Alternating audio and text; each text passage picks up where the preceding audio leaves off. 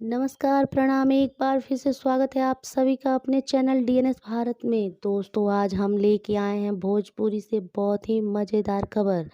दोस्तों, जानने से पहले अगर आप हमारे चैनल पे नए हैं तो चैनल को सब्सक्राइब करें और घंटी को दबाना बिल्कुल ना भूलें, जिससे हमारी आने वाली वीडियो आप सबसे पहले आप तक पहुंच सके। तो दोस्तों, बात करते हैं नीलकमल सिंह और शिल्पी राज की।